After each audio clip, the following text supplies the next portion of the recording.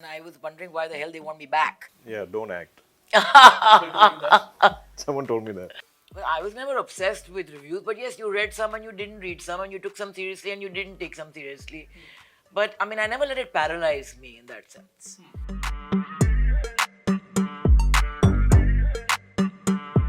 Hi, I'm Pooja Bhatt. Hi, I'm Balki. Hi, this is Dulquer Salmaan. You're watching IndianExpress.com. Our new film Chup comes out on the 23rd of September. All of you go check it out.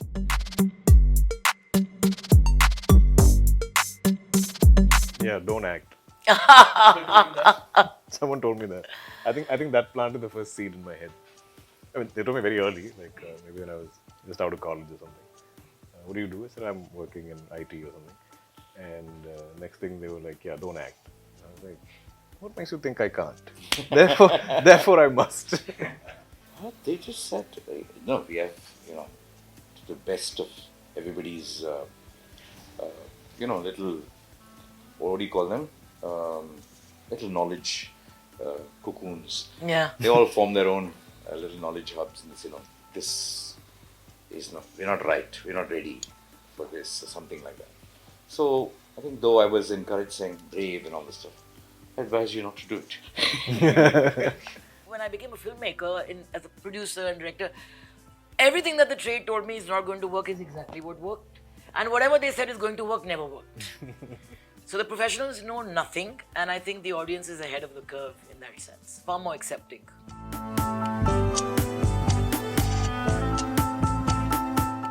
Well, I was never obsessed with reviews, but yes, you read some and you didn't read some, and you took some seriously and you didn't take some seriously. But I mean, I never let it paralyze me in that sense, because I mean, I think that even if you take someone like Khalid Mohammed, who at that time was the most, feared critic, he panned all my dad's movies, but was very kind to me in those reviews for some strange reason. And he hated Sadak, and had to come back and interview us about it because it was selected for the National Panorama. So that must have not been very nice for him, I'm sure. And ditto with Zakham, which he hated, but it's now considered a classic.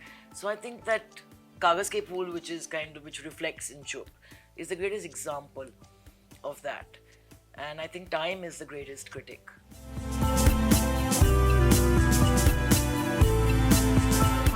I felt like Balki was kind of venturing into a very interesting space.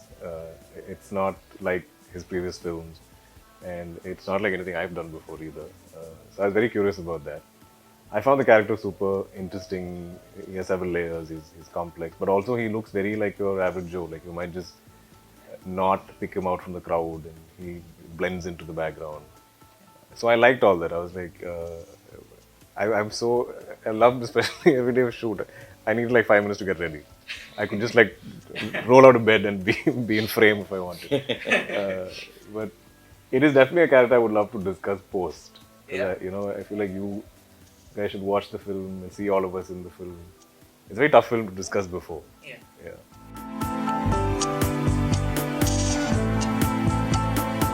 Took a 21-year hiatus, which was kind of self-imposed, and then I was wondering why the hell they want me back. And then I kind of got drawn back into Bombay Begum to the fact that I had the privilege of playing my age. Chup, on the other hand, is completely different from that.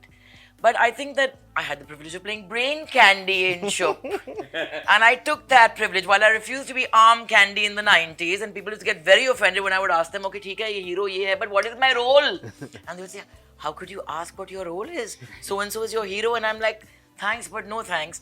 It was looked upon as being very impertinent. That, oh, you want to know your role.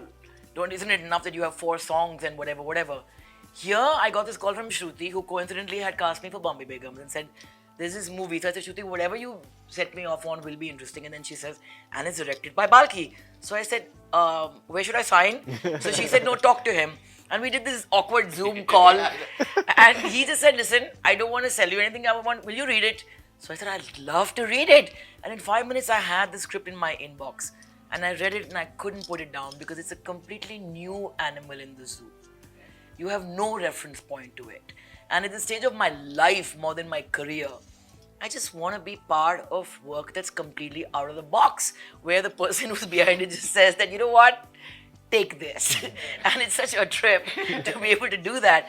And the privilege of being able to say, You critics are killers.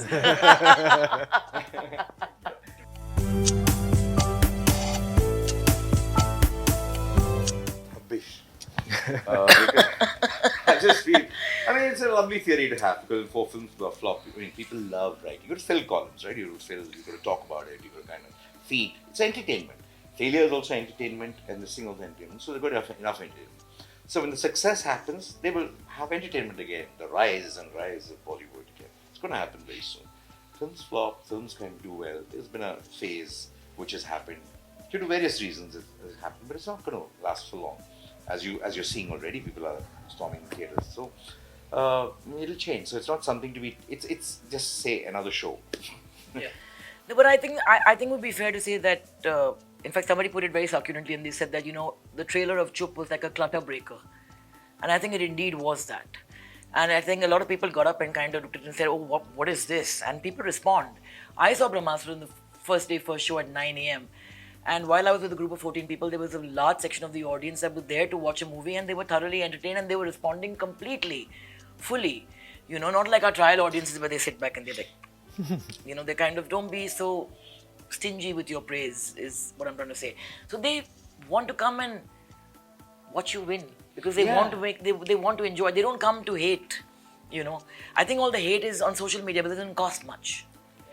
But it costs to buy a ticket. It costs to go in there. So you do not go in there hoping that the movie is going to be bad. And when we let them down, they let us know. And when we don't let them down, they kind of applaud and they kind of give us so much love. So I think that, when you have Brahmastra and Chup in the same month, they're two ends of the spectrum. But both, I think, extremely audacious in their own way because there's no reference point. Perhaps there's more of a reference point with Brahmastra because you can say, oh, like Marvel or not Marvel, blah, blah, blah. What are you going to compare this to? Also, when you pay for your ticket, you come there to enjoy. When you seat free, I'm not going to enjoy. You called me. Yeah. I can have come here with my opinions. You go to a restaurant to enjoy the food, right? Yeah. But if the restaurant calls you to come and say, come and check out my food and pass an opinion on it. Yeah. I'm there to pass an opinion. No, absolutely. Absolutely. I think that this need to control you with criticism or praise is quite perverse. And I think we are equally perverse for falling for that. So I think you need to take both with a kind of a huge truckload of salt. Be true. Work with your heart. And when you put something out there that's sincere and ahead of the curve, people respond. I feel like, it's, there's always, people always want entertainment. People always we have a love for cinema, which is almost ingrained in our culture. It's in our DNA, for India especially. There are times when sometimes, every industry goes through a bit of a lull sometimes, where we have a bit of a disconnect with maybe what the audience wants. It's not something we can always predict, but we keep, pushing forward. We keep creating. We keep coming up with films. And also a lot of the stuff that came out, I feel like I'm sure made before, the pandemic, and some tastes have changed, so it's a shift. But it's also a gigantic industry. The gestation here is much longer than, say, where I come from in Malayalam. We can put films out much quicker. So you're gonna just give it time. But also I don't know why we keep harping on the films that didn't work when there are films that worked. Those just keep getting forgotten about. We've seen numbers of Bhul Bhulaiya and Jug Jug Jio and all these films. But why are we so but we love this end of the world theory, I think. It's I don't think it's something that's, you can't write off an industry, come on.